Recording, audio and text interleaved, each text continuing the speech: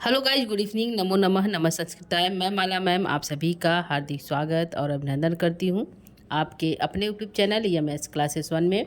आप सभी का हार्दिक स्वागत है दोस्तों। आज की प्रश्नोत्तरी में यह प्रश्नोत्तरी हमारा UPLT जो मुख्य परीक्षा होने वाली है उसके लिए है, तो आप सभी के लिए यह क्लास इंपॉर्टेंट होने वाली है। तो आइए हम लोग चलते हैं आज की प्रश्नोत्तरी में, जो सुक्तियों से प्रश्नोत्तरी पूछता है, यानी कि सुक्ति यदि उठाकर दे दिया गया तो उसका हम जो है व्याख्या कैसे करेंगे। तो सबसे पहले होता है कि यदि कोई सुक्ति उठाकर देता है तो सबसे पहले हम संदर्भ को लिखेंगे कि संदर्भ में क्या लिखना है, और उसके बाद हम प्रसंग और उसके बाद व्याख्या। तो संदर्भ हमारा होता है, यदि हम पहले संदर्भ सुक्ति को उतार लेते हैं, उसके बाद जो है संदर्भ लिखते हैं कि यह जो है यह सुक्ति मेघदूत के यह सुक्ति कालिदास द्वारा कृत मेघदूत के पूर्व मेघ से उद्धृत है, यानी कि कालिदास द्वारा रचित है और मेघदूत के पूर्व मेघ से उद्धृत है, यानी कि दो भाग है, एक का नाम है पूर्व मेघ, एक का नाम है उत्तर मेघ। तो सुक्ति किस मेघ से, पूर्व मेघ से या उत्तर मेघ से, ये ध्यान रखना होगा। उसके बाद जो है संदर्भ हो जाएगा प्रस्तुत सुक्ति कालिदास कृत मेघदूत के पूर्व मेघ से उद्धृत है या लिया गया है। ठीक है, इसके बाद हम जो है प्रसंग लिखेंगे। तो प्रसंग में क्या होता है दोस्तों, इसको जान लेते हैं। तो प्रसंग में हम यह लिखते हैं कि जो जैसे कि मेघालोके भवती सुखनो अपि अन्यथा वृत्ति चेत कंठाश्लेष प्रयाणी को जने किम पुनः दूर सस्थे, ये हमारी सुक्ति है। तो इसके पहले के जो श्लोक है उसके कुछ अर्थों को हम जोड़ते हुए इस श्लोक के अर्थ के बारे में कुछ लिखते हुए हम जो प्रसंग लिखेंगे कि प्रसंग में आखिर कहा क्या जाता है। तो प्रसंग हम लिखेंगे कि यह जो है जैसे मेघालोके भवती सुखनो, तो इस सुक्ति में यश जो है मेघ से कहना चाहता है, वह मन में सोचता है, क्योंकि यश जो है मेघ से कुछ कहता नहीं है, वह सिर्फ मन में विचार करता है कि हम ऐसे ऐसे कहेंगे। तो पूरी सुक्ति जो है मन में ही विचार सोचता रहता है और मेघ का जो है स्वागत करता है फूलों से। तो स्वागत करने के बाद वह कहता है कि मेघालोके, मेघ को जब वो देख लेता है तो वह सोचता है कि जो मेघालोके हैं उनकी स्थिति कैसी होगी, जो यदि मेघालोके यानी मेघ के आने पर उनकी स्थिति कैसी है जो अपने प्रियतमा के साथ हैं, और मेघ को देखने के बाद उनकी स्थिति कैसी होगी जो दूर स्थित है, यानी दूर अपने वियोग अवस्था में, यानी कि पत्नी कहीं और है और प्रेम जो है पति कहीं और है। तो इसके बारे में हम प्रसंग में लिखेंगे कि मेघ जो है मन में विचार करता है कि मेघालोक के मेघ को देखने पर जो है सुखी जनों की स्थिति कैसी होती है और दूर रहने वालों की स्थिति कैसे होती है। ठीक है, तो ये प्रसंग हो जाएगा। उसके बाद हम व्याख्या यहाँ पे करेंगे। व्याख्या देख लेते हैं। व्याख्या हम करेंगे, यह सुक्ति पूर्व मेघ के तीसरे छंद में आई है, यानी तीसरे श्लोक में आई है। यह मेघदूत से कहता है, यक्ष मेघ से कहता है कि मेघ का दर्शन होने पर सुखी व्यक्ति का भी चित्त दूसरे की वृत्ति वाला हो जाता है, यानी दूसरे प्रकार का हो जाता है। अन्यथा वृत्ति यानी दूसरे तरह का हो जाता है।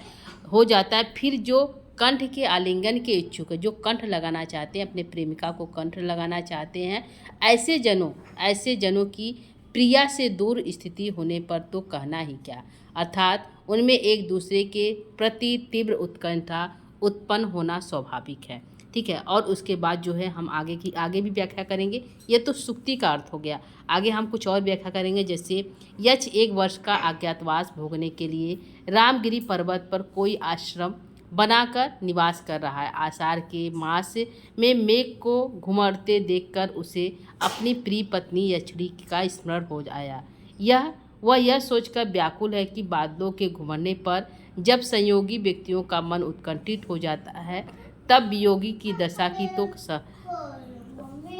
सहज ही कल्पना की जा सकती है। यक्ष अपनी पत्नी की व्याकुलता से जो है से विकल है। तो इस प्रकार से हम जो है यहाँ पे परिचय भी दे दिए। यक्ष जो है अज्ञातवास भोग रहा है, रामगिरी पर्वत पर स्नान कर जो है निवास कर रहा है। आषाढ़ के मेघ को देखकर, घुमड़ते हुए मेघ को देखकर उसके मन में यह विचार आता है। किसके मन में? यक्ष के मन में यह विचार आता है। इसलिए वह मेघालोके भवती सुखनो अन्यथा वृत्ति चेत कंठाश्लेष प्रयाणी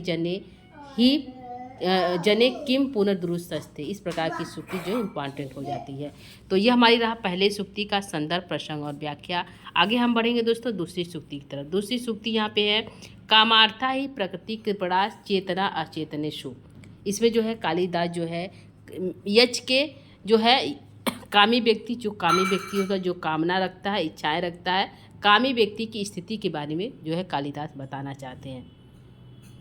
तो यहाँ पे इस सूक्ति में कामार्था ही प्रकृति कृपणा चेतनाश चेतनेशु, कामी व्यक्ति जो है, जो प्रकृति से कृपण है, जो स्वभाव से ही दीनहीन है, कृपण है, वह चेतन अचेतन में अंतर नहीं कर पा जाता। ये तो सूक्ति का अर्थ हो गया।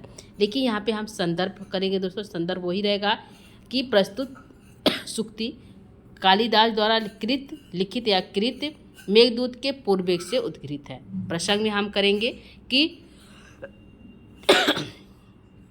प्रसंग में हम लिखेंगे कि यक्ष जो है मेघ को देखकर अपना संदेश भेजना चाहता है, मेघ के माध्यम से अपना संदेश यक्षिणी के पास भेजना चाहता है। ऐसी स्थिति में वह विचार करना भूल जाता है कि मेघ जो है मनुष्य नहीं है, वह जो है मेघ है, उसमें जो है वह बोल नहीं सकता है, बता नहीं सकता है। ऐसे व्यक्ति से वह जो है अपने संदेश को भेजना चाहता है। इसलिए इसमें जो है कहा गया है कि जो कामार्ता व्यक्ति होते हैं, जो कामी व्यक्ति होते हैं, वह प्रकृति से ही, स्वभाव से ही जो है कृपण होते हैं और चेतन अचेतन में भेद नहीं कर पाते हैं। यह प्रसंग हो गया। व्याख्या हम करेंगे। यह सूक्ति पूर्व मेघ के 5वें छंद में आई, यानी 5वें श्लोक में है। यक्ष मेघ से अपनी प्रिया तक संदेश ले जाने को कहता है। तो यहाँ पे हो जाएगा दोस्तों कि यह सूक्ति पूर्व मेघ के 5वें छंद में आई है। यह यक्ष मेघ से अपनी प्रिया तक संदेश को ले जाने को कहता है। मेघ जड़ है किंतु यक्ष काम पीड़ित है, अतः वह चेतन और जड़ के विषय में कामोत्तेजना के कारण विवेक शून्य है। उत्कंठात अविचार्यात यक्ष, उत्कंठा के कारण वह जो इस पर विचार करना भूल जाता। अविचार्यात, विचार ही नहीं करता। इस पंक्ति में उन कामातुरों की प्रकृति का वर्णन किया गया है जो सहज ही विवेक शून्य हो जाते हैं। संदेश तो पूर्ण और श्रेष्ठ इंद्रियों वाले प्राय ले जाते हैं। जो है मेघ किससे बना है? 4 तत्वों से। तो संदेश उसके द्वारा भेजा जाता है जो कटु हो, जो चतुर हो, जो बोल सके, वाक्पटुता हो। तो संदेश तो पूर्ण और श्रेष्ठ इंद्रियों वाली प्राणी ही पहुंचा सकते हैं। मेघ तो जड़ अथवा चेतना शून्य है। धूप, धुएं, जल और वायु के मिलने से मेघ का निर्माण हुआ है। मेघ केवल गड़गड़ाहट कर सकता है। यक्ष कामार्थ है, कामी व्यक्ति, क्योंकि यक्ष जो है कामी व्यक्ति है, वह विचार ही नहीं कर पाता है कि हम संदेश किससे भेज रहे हैं। अपनी प्रिया से दूर रहकर यक्ष को यह ज्ञात नहीं रह गया है कि चेतन और चेतन में कितना अंतर होता है। जो मेघ बोलता नहीं, जानता नहीं, उससे संदेश भेजता है, उसे संदेश वाहक बनाकर बुद्धिहीनता और मूर्खता है। काम वासना से व्याकुल यक्ष इसे समझने की स्थिति में ही नहीं है, यानी कि काम से व्याकुल कामी व्यक्ति है, तो वह अचेतन, चेतन और अचेतन में अंतर ही नहीं कर पाता कि हम जो है किससे संदेश भेज रहे हैं। जो 4 तत्वों धूम ज्योति सलिल मारुत से बना, ऐसे मेघ से जो बता ही नहीं पाएगा, जबकि संदेश ऐसे व्यक्ति से भेजना चाहिए जो कि इंद्रिया उसकी जो है वाक्पटुता हो और बातों को स्पष्ट रूप से कह सके और संदेश को पुनः वापस ला सके। ऐसे व्यक्ति को के साथ संदेश भेजना चाहिए। लेकिन यक्ष जो है कामी है, वह चेतन अचेतन में भेद ही नहीं कर पा रहा है। तो यह हमारा व्याख्या हो गया दोस्तों दूसरे सूक्ति की। आगे वाली सूक्ति है याचा मोगा वरम गुड़े नाद में लब्ध कामा। यह जो है सूक्ति तीसरी है। तो इसमें भी हम संदर्भ वही लिखेंगे। संदर्भ हम बता दिए हैं दोस्तों, तब उसको कर लीजिएगा। उसके बाद हम प्रसंग में जो है दोस्तों, प्रसंग में हमने कहा कि कुछ पहले के श्लोकों के अर्थों को थोड़ा सा जोड़ते हुए इस जो सूक्ति वाले श्लोक में क्या कहा गया उसको जोड़कर हम प्रसंग को लिख देते हैं। ठीक है, तो हम सीधे व्याख्या की तरफ चलते हैं। आप इतना कर लेंगे। तो इसमें जो है याचा मोगा वरम अधुगोरे नाद में कामा, जो है इसमें कहेंगे कि जो यक्ष है, प्रसंग में यदि हम लिखना चाहते हैं दोस्तों देख लीजिएगा, यदि हम प्रसंग में लिखना चाहते हैं तो ये लिखेंगे जो यक्ष है वह मेघ से कामना करता है। वह क्या करता है? वह इच्छा करता है कि वह जो है उसकी प्रिया, उसका संदेश उसकी प्रिया तक पहुँचाए। वह याचना करता है कि तुम क्या करो, मेरे संदेशों को मेरी प्रिया तक पहुँचा दो। क्योंकि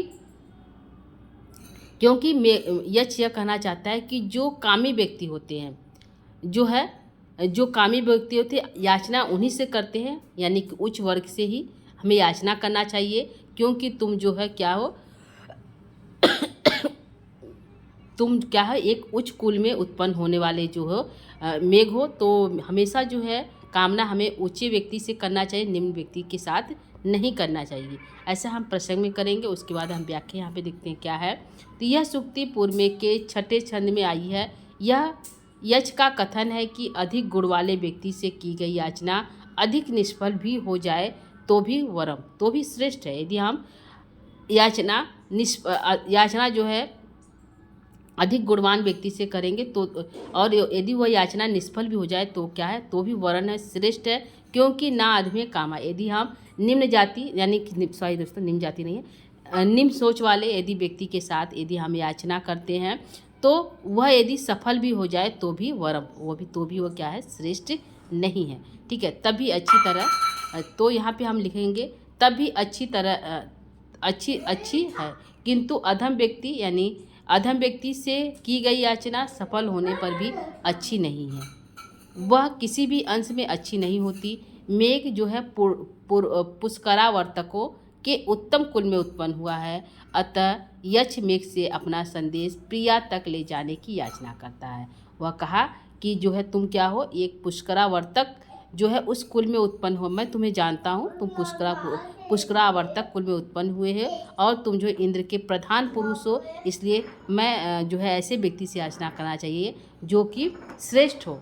यदि वह याचना निष्फल भी हो जाए तो भी क्या है, श्रेष्ठ है, वरम है। लेकिन अधम ना अधमे अधम व्यक्ति के साथ अधम व्यक्ति से जो है याचना नहीं करना चाहिए। यदि सफल भी हो जाए तो न वरम, वह श्रेष्ठ नहीं है, क्योंकि अधम व्यक्ति जो है यदि सहायता भी करते हैं तो वह जो है सभी लोग को बता देते हैं।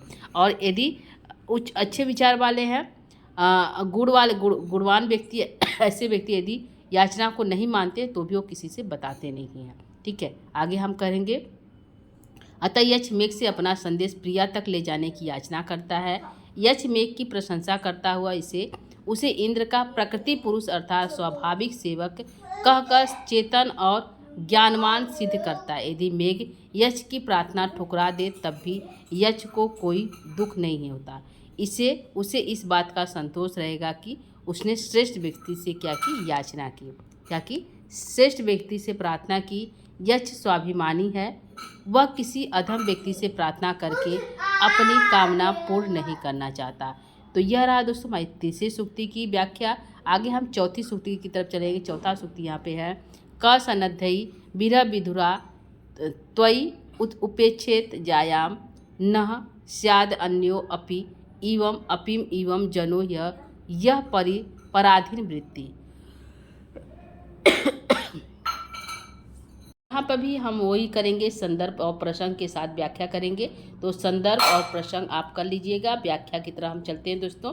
तो व्याख्या में हम यहाँ पे करेंगे कि इसमें व्याख्या क्या है। तो व्याख्या यह है, यह सूक्ति पूर्व मेघ के 8वें छंद यानी 8वें श्लोक में प्रयुक्त है। यह यक्ष मेघ से कहता है कि वियोगिनी स्त्रियाँ तुम्हारे यानी मेघ के आने पर, तुम्हारे उमड़ने पर विश्वास से आश्वस्त होकर केशों के अग्रभाग को हाथों से ऊपर पकड़े हुए उत्कंठा से तुम्हें क्या करेंगी, देखेंगी, क्योंकि तुम्हारे उमड़ने पर विरह से व्याकुल प्रिया की कौन पुरुष उपेक्षा करेगा। यानी ऐसा कौन सा पुरुष है जो प्रिया की उपेक्षा करेगा। यदि दूसरा व्यक्ति भी मेरे समान किसी के अधीन आजीविका वाला न हो तो मैं भी दूसरों के अधीन होने के कारण ही इस वर्षा ऋतु के उद्गम पर अपनी प्रिय पत्नी की उपेक्षा कर रहा हूँ। दूसरा स्वतंत्र व्यक्ति ऐसा कदापि नहीं करेगा। वर्षा ऋतु आरंभ होने पर और बादल के घुमरने पर जो है प्रत्येक व्यक्ति विरह से व्याकुल हो जाता है और अपनी प्रिया की उपेक्षा नहीं कर पाता। वर्षा आरंभ होने पर घर से बाहर रहने वाले जितने भी पुरुष होते हैं अपनी पत्नी की वियोगावस्था दूर करने के लिए अपने घर के लिए चल पड़ता है।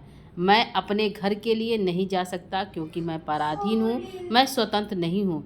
मेरे स्वामी कुबेर ने मुझे 1 वर्ष के अज्ञातवास का दंड दिया है, उसे पूरा करने पर ही मैं अपने घर पर जा सकता हूँ। जो व्यक्ति मेरे समान अपने स्वामी के अधीन होगा और स्वामी से उसे घर से अलग रहने का आदेश दिया जाता है तो अपनी पत्नी की उपेक्षा कर सकता है, जैसे मैं अपनी पत्नी की उपेक्षा कर रहा हूँ।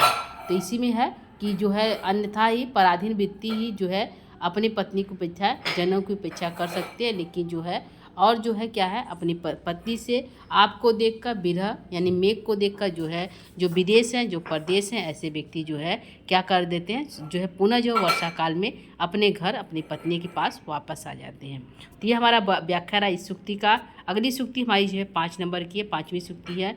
सदपाति प्रणयी हृदयम वियोगी रुड़ति। सदपाति प्रणयी, जो प्रेमी जने का जो हृदय होता है, वियोगिनी रुड़ाति, वियोगावस्था में जो है वियोगावस्था में जो प्रणयी यानी प्रेमी जनों का जो हृदय होता है, वह आशा का बंधन ही उसे क्या करता है, रोके रखता है, थामे रखता है। ठीक है, तो इसकी हम व्याख्या देखेंगे दोस्तों। व्याख्या की तरफ हम चलते हैं। संदर्भ व प्रसंग देखिएगा आप लोग। यहाँ पे व्याख्या हमारा है कि यह सूक्ति पूर्व मेघ के 9वें छंद में आई है, यानी 9वें श्लोक में है। यह यक्ष मेघ से कहता है कि तुम्हारा जाना निष्फल नहीं होगा। विरह के शेष दिनों की गणना करने वाली मेरी पतिव्रता पत्नी तुम्हें अवश्य जीवित मिलेगी, क्योंकि आशा रूपी जो तंतु स्त्रियों के फूल के समान कोमल एवं वियोग में शीघ्र नष्ट हो जाने वाले प्रेमपूर्ण हृदय को मरने से रोके रखता है।